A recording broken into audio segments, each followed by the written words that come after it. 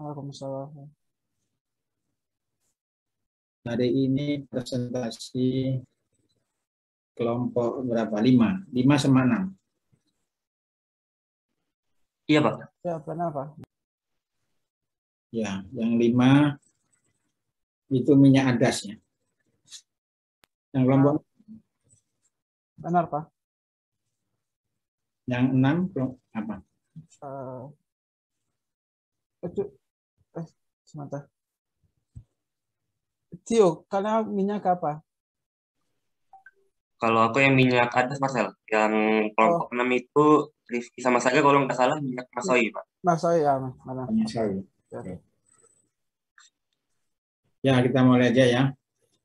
Silakan ke Marcel ya. Untuk moderatornya bisa kamu sendiri atau kamu tunjuk kelompok yang minggu lalu, mungkin dari Tetuku atau Firda. Tertutup. Oke, Firda. Oke. Aku aja Marcel nggak apa-apa. Oke, siap. Oh ya, sebentar saya bukanya anunya. Baik, langsung dimulai aja ya, Prof. Ya. Selamat pagi teman-teman dan Prof. Mahfud. Perkenalkan, nama saya Rafida Dinastiawan. Di sini sebagai moderator untuk presentasi kelompok 5. Di presentasi kali ini akan ada 2 sesi, yaitu pertama presentasi, yang kedua adalah sesi tanya-jawab di akhir presentasi nanti. Sekarang boleh silahkan untuk kelompok 5, Tio dan Richard untuk memulai presentasinya. Terima kasih. Baik, terima kasih atas kesempatannya. Saya izin share screen.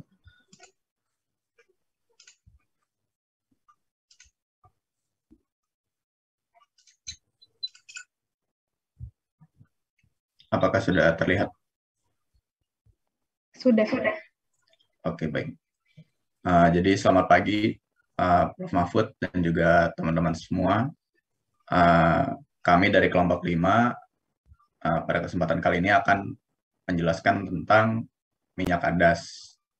Kelompok 5 ada saya sendiri, Richard Christian, NRP 82, dan juga Sang Aji Ermantan Tio, NRP 123. Jadi untuk tanaman adas sendiri, di sini ada beberapa gambarnya. Jadi tanaman adas itu bentuknya seperti ini. Ini ada daun bunga dan daunnya.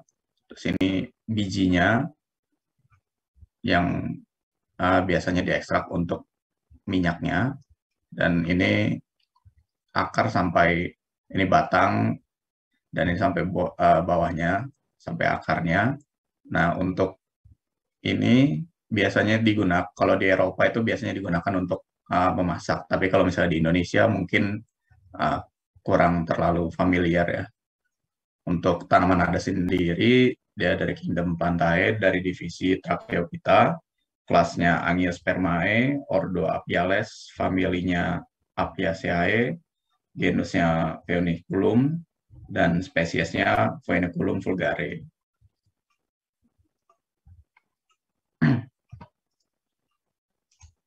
Untuk tanaman adas sendiri itu dia beraroma harum, tumbuh tegak, dan tingginya dapat mencapai 2 meter. Seperti yang tadi sudah saya sebutkan, biji adas itu merupakan bagian tanaman yang mengandung paling banyak minyak atsiri. Meskipun untuk daunnya juga bisa diekstrak minyaknya, tetapi dalam jumlah yang tidak terlalu banyak jika dibandingkan dengan bijinya, karena bijinya yang mengandung kandungan minyak yang paling banyak. Untuk budidaya tanaman adas sendiri, dia memiliki syarat lokasi untuk pertumbuhannya, yaitu dia harus ditanam pada lahan dengan ketinggian dari ketinggian rendah sampai maksimum 2.500 meter di atas permukaan laut, dengan curah hujan 2.500 mm per tahun, serta iklimnya itu sejuk dan juga cerah. Ciri-ciri biji adas yang sudah siap dipanen adalah dia berwarna hijau keabu-abuan, serta sudah bertekstur keras apabila bijinya kita tekan. Nah, untuk minyak ada sendiri, dia itu memiliki komposisi seperti berikut. Ini kami ambil dari salah satu paper. Jadi dia terdiri dari komponen seperti alpha-pinen, sabinen, beta-pinen, beta-misren, pesimen, delimonen, gamma-terpinen, itu sebagai komponen monoterpen, hidrokarbon monoterpennya dengan kadar sebagai berikut. Terus juga ada fencon, kampor, komunik aldehyde, karbon, estragol, transanetol, dan masih ada lagi eukaliptol, p-anisaldehyde, dan juga aniskepton. Nah, kemudian untuk standar kualitas dari minyak ada sendiri, di sini kami mengambil dari standar FCC atau Food Chemical Codex. Jadi di sini syaratnya itu untuk minyaknya sendiri berwarna kekuningan, terus memiliki berat jenis minimal 0,978 sampai 0,988 dengan indeks bias 1,55, putaran optiknya 16 derajat. Terus kelarutannya dalam alkohol 90%, itu dia larut jernih dalam perbandingan 1:3, dan kemudian kadar anetolnya 70,72%. Mungkin bisa dilanjutkan oleh Tio.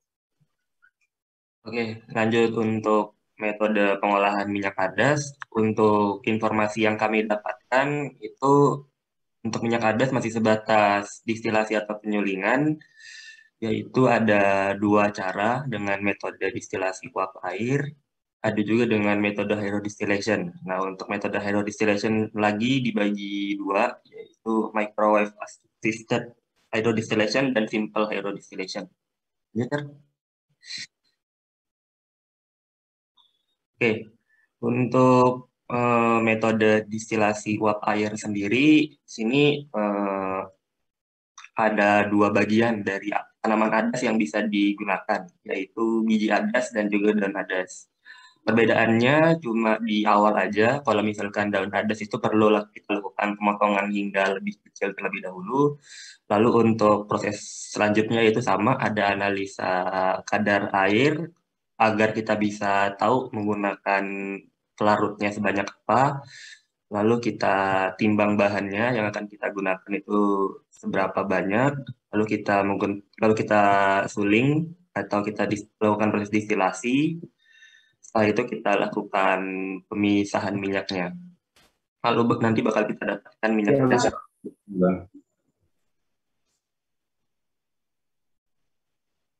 Ya. Lanjut aja, Car. Lanjut aja. Oke, untuk skema alatnya seperti ini. Untuk metode distilasi uap air masih dalam skala laboratorium yang masih kami dapatkan. Belum ada skala besar yang seperti skala industri. Lanjut, Car.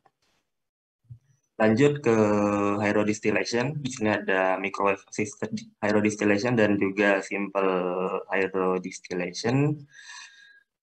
Untuk proses hidrodistilasi sendiri, di sini untuk yang menggunakan gelombang mikro dan maupun tidak itu ada gambarnya, ada skema alatnya.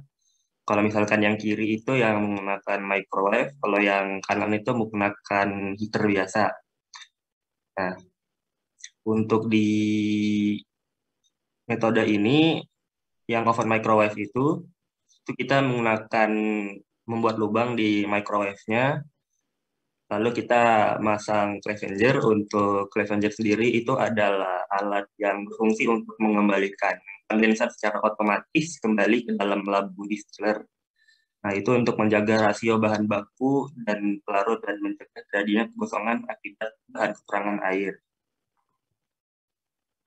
Nah, di sini karena pelepasan panas ya untuk aerodistillation, lalu airnya menguap, nanti bakal menghasilkan minyak terekstraksi yang dipisahkan dan didinginkan pada suhu 4 derajat Celcius dalam gelap hingga proses analisis.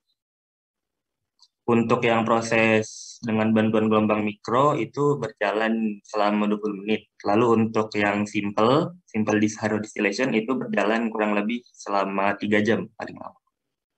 Next chart. Nah, ini untuk perbandingannya sendiri. Jadi kalau bisa disimpulkan untuk yang lebih banyak kadar, kalau misalkan di minyak ada sendiri kan yang paling khas itu adalah zat anetolnya ya. Nah, jadi kalau untuk yang anetolnya sendiri itu lebih banyak di micro distillation dan juga dengan waktunya itu lumayan cepat, sekitar 20 menit. Dan yield atau rendemennya itu sekitar 0,89%. Lalu untuk industri penyulingan minyak adas, untuk di mancanegara sendiri, itu ada beberapa yang besar di dunia, yaitu Hungaria, Bulgaria, Jerman, Prancis, Italia, India, dan juga Yunani. Lalu untuk di Indonesia sendiri, minyak adas masih belum tercatat sebagai minyak hasil komoditas ekspor, tapi di Boyolali sendiri, di Jawa Tengah, sudah ada penyuling yang produksi minyak adas meskipun dalam jumlah yang terbatas. Jadi untuk industri minyak adas sendiri di Indonesia masih belum terlalu banyak, hanya di beberapa daerah tertentu saja. Next, ya. Oke, untuk manfaat minyak adas sendiri ada 6, yaitu sebagai flavoring, lalu bisa sebagai minyak telon, lalu ada aroma terapi, lalu bisa digunakan untuk sabun juga, farmasi, hingga kosmetik. Next. Oke, untuk di pasarannya sendiri, di sini kita mengecek di beberapa e-commerce, mulai dari Tokopedia sendiri, itu ada yang termurah ya, itu ada Rp32.999 dengan harga bersih jualnya sendiri 100 ml. Lalu untuk yang tertinggi itu ada Rp86.275 dengan berat bersihnya 10 ml. Lalu untuk di Shopee itu ada yang termurah harga 4.500 per 10 ml. Lalu untuk yang tertinggi itu ada 90.000 per 10 ml. Di Bukalapak sendiri yang terendah 15.000 per 10 ml, untuk yang termahalnya 153.000 per 30 ml. Lalu kita juga ngecek di Alibaba, untuk yang terendah itu $15 per 1 kg, untuk yang termahal itu $80 per 1 kg. Untuk perbedaan-perbedaan harga ini lebih ke arah spesifikasi penggunaannya sendiri. Kalau misalkan semakin mahal, itu tandanya semakin khusus penggunaannya, misal secara khusus untuk minyak telon, untuk sebagai inhaler, dan lain sebagainya, itu semakin mahal biasanya kalau misalkan untuk harganya sendiri, makin spesifik berarti penggunaannya. Next, sir. Oke, mungkin sudah cukup untuk presentasi dari kami. Selanjutnya kami serahkan ke Fida untuk sesi tanya-jawab ya. Enggak, Fida. Baik, terima kasih Tio dan Richard atas pemaparan presentasinya. Sekarang saya buka untuk sesi tanya-jawab. Kebetulan ini udah ada yang raise hand. Silakan untuk Renita untuk memberikan pertanyaannya. Terima kasih atas kesempatannya, Bentar. Jadi saya mau bertanya, tadi kan dijelaskan kalau ada situ dihasilkan dari ada sertifikat. Nah, kira-kira yang membedakan dari hasil produk yang dihasilkan dari keduanya itu apa? Antara sertifikat dan dari prosesnya. Maaf. Ya, halo. Maaf Renita, suara kamu kayak agak nggak kedengeran ya? Nggak kurang jelas gitu. Iya, kurang jelas. Mungkin bisa dibantu pertanyaannya diketik di chat aja ya. Kurang jelas nggak? Coba. Halo. Oh, sekarang udah lumayan jelas. Boleh diberikan pertanyaannya kembali. Oke. Tadi kan dijelaskan kalau minyak adas itu dihasilkan dari biji adas dan daun adas. Nah, saya kira dari hasil produk yang membedakan antara keduanya itu apa, dari daun adas dan biji adas? Tadi kan dijelaskan dari prosesnya aja ya. Nah, kalau dari hasil produknya itu yang membedakan apa? Oke, izin menjawab. Untuk yang pengolahan secara distilasi uap air ya, kan kita tadi menggunakan dengan dua bagian ya, yaitu bisa menggunakan biji dan juga bisa menggunakan daun. Nah, kalau misalkan untuk secara hasil, kalau misalkan untuk secara proses itu sebenarnya nggak ada perbedaan sih. Paling bedanya di treatmentnya aja. Kalau misalkan untuk daun sendiri itu dipotong terlebih dahulu. Cuma kalau misalkan untuk biji adasnya sendiri itu kita lakuin pre-treatmentnya berupa pengeringan buah adas menjadi biji. Jadi kalau misalkan masih berupa buah adas itu kita nyebutnya ya buah. Tapi kalau misalkan sudah dikeringkan itu baru disebutnya dengan biji adas. Nah, sedangkan untuk hasilnya sendiri itu kita bisa lihat dari kadar anetol sih yang paling terlihat. Untuk pada kadar anetol sendiri itu memiliki kadar anetol yang tinggi sekitar 54,49%. Tapi kalau dari daun itu kadar anetolnya sedikit yaitu 10,9%. Dan juga untuk dari dari baunya sendiri itu lebih lebih baik kalau misalkan kita menggunakan yang dari biji daripada yang daun. Cukup mungkin kalau untuk sebenarnya. Oke, terima kasih Tio atas jawabannya. Dari Danita mungkin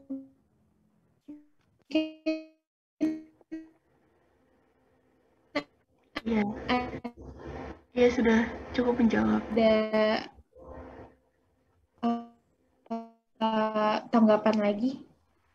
Ya sudah. Tio dan Danita, mungkin selanjutnya kalau ada yang ingin bertanya kembali, silakan untuk raise hand ataupun ketik di kolom chat ya pertanyaannya apabila mikrofonnya lagi tidak bersahabat. Silakan teman-teman.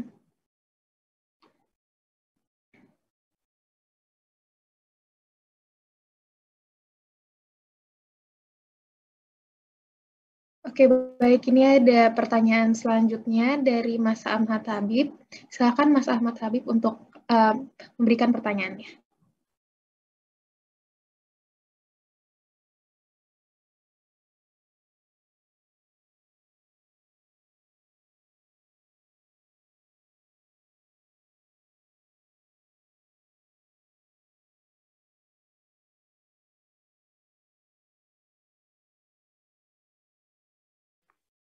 Oke, izin menjawab untuk pertanyaan Mas Habib ya. Langsung jawab aja Vida ya. Oke. Iya, langsung jawab Tio, nggak apa-apa. Untuk metodenya sendiri itu paling banyak menggunakan distilasi sederhana atau yang biasa kita kenal dengan uap air ya. Itu untuk informasinya masih kita dapatkan sebatas di Indonesia aja. Tapi kalau misalkan untuk di luar negeri, kami belum mendapatkan info yang lebih lanjut lagi. Kami hanya mendapatkan informasi sebatas di Indonesia aja. Tapi seharusnya kalau misalkan teknologi mereka udah lebih maju, bisa menggunakan metode ekstraksi. Nah, kalau untuk ekstraksi sendiri, itu kita masih kesulitan untuk mencari sumbernya. Tapi secara umumnya itu pasti menggunakan metode distilasi sederhana. Itu mungkin untuk pertanyaan dari Mas Habib. Baik, terima kasih Tio atas jawabannya. Dari Mas Habib, kira-kira ada tanggapan lanjutan? Baik, terima kasih Mas Habib. Selanjutnya kita ke pertanyaan ketiga dari Mbak Ninda Ayu. Silakan Mbak Ninda Ayu untuk memberikan pertanyaannya. Terima kasih untuk Mbak Rafida untuk waktunya. Saya izin bertanya, Mas, untuk yang metode hydrodistillation yang pakai microwave itu, kan tadi dikatakan kalau waktu kontaknya itu 20 menit. Itu dari awal dia proses pemanasan atau dia sudah dalam panas, kemudian dia waktu kontaknya itu 20 menit dan temperaturnya itu berapa ya, Mas? Udah, itu aja. Terima kasih. Oke, izin menjawab untuk pertanyaannya Mbak Dinda. Untuk yang metode hydrodistillation itu perbandingannya sama ya. Jadi hingga dari pemanasan hingga proses kontaknya hingga proses terekstraksinya itu dilakukan selama 20 menit untuk yang microwave assisted hydrodistillation. Untuk suhunya sendiri itu kira-kira dilakukan di antara suhu uapnya air dan suhu uapnya minyak sendiri. Jadi sekitar 60 sampai 90 derajat Celcius. Seperti itu, Mbak. Baik, terima kasih Mas Tio. Dari Mbak Ninda kira-kira ada tanggapan lagi? Ya, bentar. Berarti untuk dari proses awal sampai dia mencapai suhunya uap air itu 20 menit itu ya, Mas? Iya, betul. Jadi secara keseluruhan itu udah terakumulasi selama 20 menit, Mbak. Oke, ya udah. Terima kasih, Mas. Sudah, Mbak. Cukup. Baik, terima kasih Mbak Ninda atas pertanyaannya dan Mas Tio untuk jawabannya. Selanjutnya, ada lagi nggak ya yang mau bertanya? Jika tidak mungkin bisa dicukupkan di sini untuk sesi pemaparan presentasi dan juga tanya jawab dari kelompok 5. Terima kasih semuanya sudah mendengarkan dan mohon maaf apabila ada salah kata. Mungkin sekarang akan saya balikan kembali kepada Marcel. Terima kasih. Oke, makasih sudah. Ya, mungkin selanjutnya kelompok 6, salah satu dari antara Mas Tio sama Mas Chris yang salah satu dari moderator. Oke, mungkin aku aja yang jadi moderator, Marcel. Oke, makasih. Lanjut. Oke, bismillahirrahmanirrahim. Assalamualaikum warahmatullahi wabarakatuh. Selamat pagi, Prof. Mahfud dan teman-teman semuanya. Jadi selanjutnya akan dilanjutkan dengan presentasi dari kelompok 6 dari Rizky dan Saga. Sini saya Tio sebagai moderator pada sesi kali ini. Mungkin untuk sesi kelompok 6 ini sama seperti tadi ya. Jadi ada terbagi 2 sesi, yaitu presentasi dan juga tanya jawab. Untuk mempersingkat waktu, langsung dimulai aja buat kelompok 6. Kan?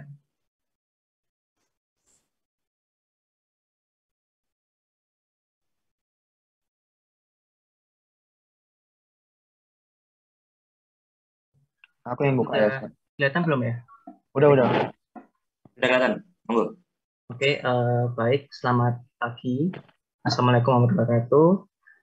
Kami dari kelompok 6 yang akan mempresentasikan teknologi asiri untuk khususnya minyak masohi. Kelompok kami terdiri dari Ahmad Rizky, NFP 1, dan saya sendiri, Anwar Saga, NFP 63. Oke, kita langsung aja.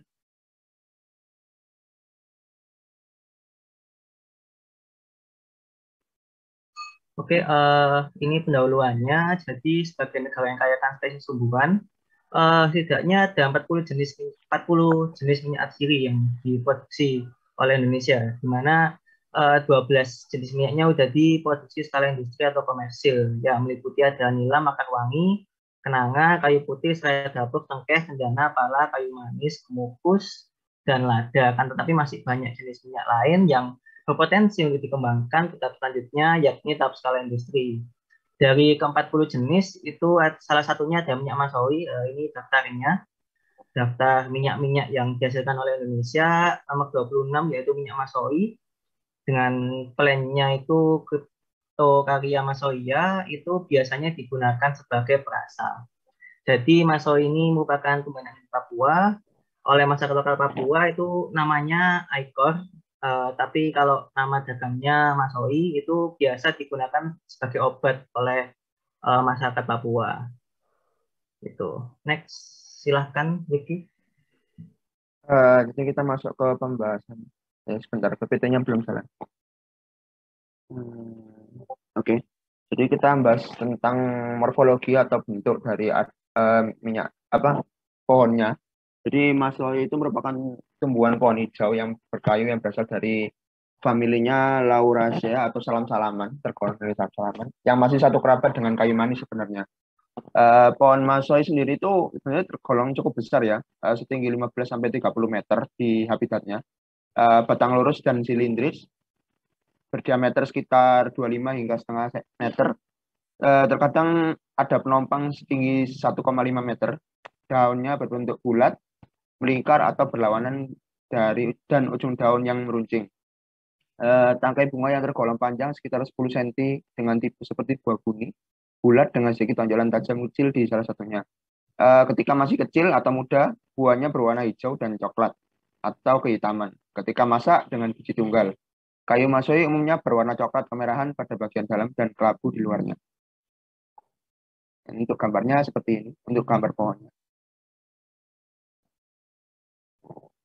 Jadi bervariatif ya.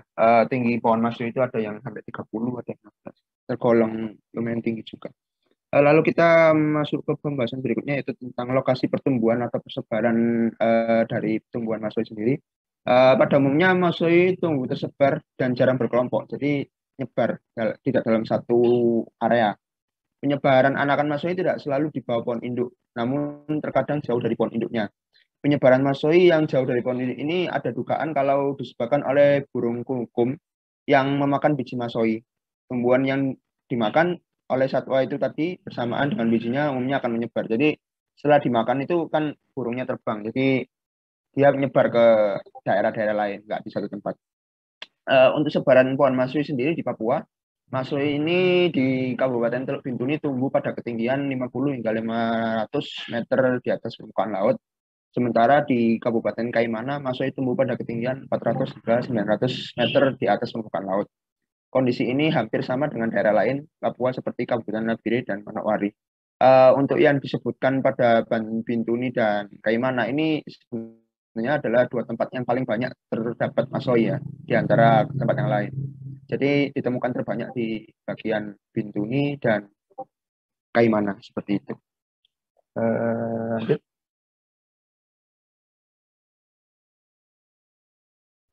Untuk kita mau membahas kandungan, mungkin ini kandungan dari pohon Masoi lebih tepatnya di kulitnya, yaitu karena untuk penyulingan minyak asiri Masoi ini yang diambil adalah lebih ke kulit pohonnya. Jadi karena pohon ini termasuk pohon berkayu, mengungkapkan bahwa salah satu peneliti yaitu bernama Topul itu mengungkapkan bahwa komponen utama dalam kulit kayu dan minyak inti kayu adalah C10 dan C12 seperti pada gambar di kanan itu. Jadi ada C10 Masoi lakton dan C12 Masoi lakton. Minyak esensial Masoi memiliki aroma seperti minyak kelapa dan menyebabkan rasa hangat jika terkena kulit. Ini yang menyebabkan bisa digunakan untuk penghangat kalau di orang-orang di Papua kalau misalnya lagi musim dingin. Lakton sendiri adalah senyawa ester. Mereka juga senyawa ester dalam bentuknya ada sikliknya di bagian ujung. Dari segi sifat kimia, senyawa lakton dengan cincin beranggotakan 5 atau 6 karbon mudah terbentuk secara spontan dan mudah dipisahkan. Dan juga senyawa lakton ini berperan kuat dalam memberikan rasa dan aroma pada bahan alam. Jadi dia lebih dapat digunakan untuk penghangat, obat, dan juga bisa digunakan untuk memberikan rasa pada masakan akibat dari kandungan tersebut. Oke. Lanjut. Untuk manfaat saya bahas. Jadi manfaatnya lumayan banyak Masoi ini. Tidak hanya dimanfaatkan sebagai komoditas saja, manfaat Masoi secara lebih umum sudah banyak digunakan oleh masyarakat itu sendiri. Kayunya digunakan sebagai bahan bangunan, daunnya digunakan untuk isinya bantal. Jadi kalau di Maluku nelayan-nelayan yang akan berangkat ke pulau ketika malam hari dini hari mereka mengisi bantal mereka itu dengan daun-daun masoi karena ada efek hangatnya, jadi menghangatkan nelayan-nelayan yang akan berangkat ke laut pada saat dini hari ya, kalau pulang subuh hari. Kulit kayunya yang paling penting digunakan sebagai campuran warna merah dalam muatan batik, sedangkan bubuknya banyak dimanfaatkan wanita Bali dan Jawa sebagai bahan salep penghangat yang digunakan untuk menghangatkan tubuh dan meringankan keluhan rasa sakit dengan cara membalurinya. Untuk manfaat-manfaat sendiri dapat dilihat pada tabel berikut untuk manfaat yang lain. Kalau yang belum saya sebutkan. Ini manfaat selain dibuat minyak ya, maksudnya manfaat lain. Kalau manfaat utama tentunya untuk minyak atsirinya, untuk disuling menjadi minyak atsiri. Monggo diteruskan.